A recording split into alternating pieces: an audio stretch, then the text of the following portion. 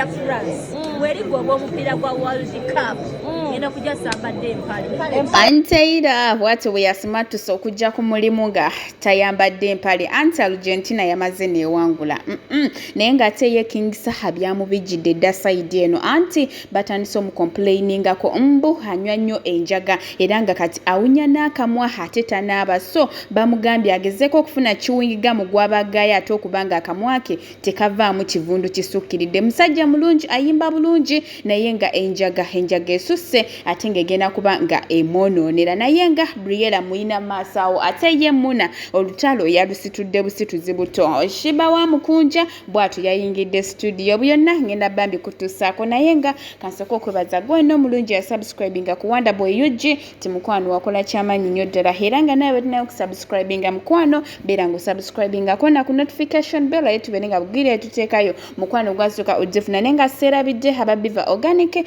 ono ng'akozesa eddagala ly'obutonde okujjanjaba ate Hajati Kaloddoho n'akulombera edduwa ebyekutte byonna ne bita nga nkwongerayo mbadde nkusaba video eno gimpeere like ate sobola okuba nga yeeyongerayo butelevu omanyi Briella ambasada wa phone olunaku olwaleero lwe yatandise okukuula amannyo era nga alabikiddwako mu ddwaliro erimu nga bagenze okukakuula amannyo kamaama bakafaako bakalabirira bulungi naye nga nzikiriza ate nkulekere Muna wa Derrick wa radio oba gwe tumanyi nga Muna owa Rainbow olutalo yalusitudde buto.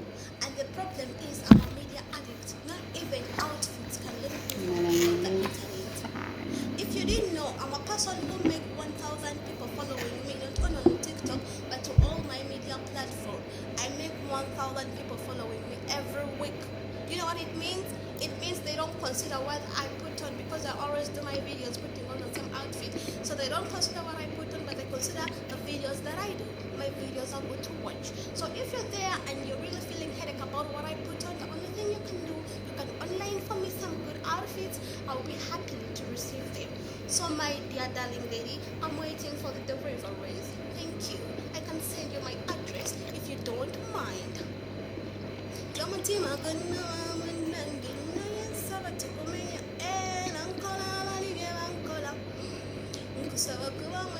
I do my videos there. Oh my god, this is the second comment I'm getting about my teeth. Thank you for your loving my teeth. I even don't know. Okay, let me tell you a short story about my teeth. When I was young, I was in primary 2. I got an accident. It was so terrible. It was so tragic to the extent of losing my life, trust me. And my mom was so scared. She thought I might not make it, you know, because I lost all my teeth. I lost very many things I lost about me, about my body. I can't explain. I lost my, I got here in a wall. You see this? It was so big whereby you could see each and everything inside me right here. So it was so terrible. I spent something like 5 to 6 months in the hospital, and so these teeth I'm having, they're new. You see, I can't even close them very well. You see, they're new. We had no idea that I'll have them back. So it's by God's grace that I'm having them. So you guys, when you say that you love my teeth, I feel like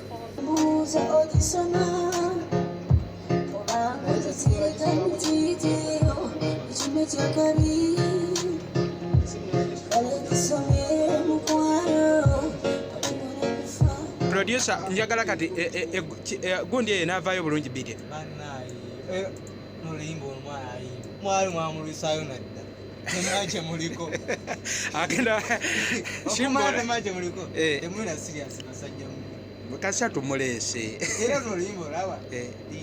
Shiba oliwulidde eryo ggono eryo ky'okubi ekyo eryo ggono ly'oteekamu ekyo kuba njagala tuteekemu buli obwo backups buli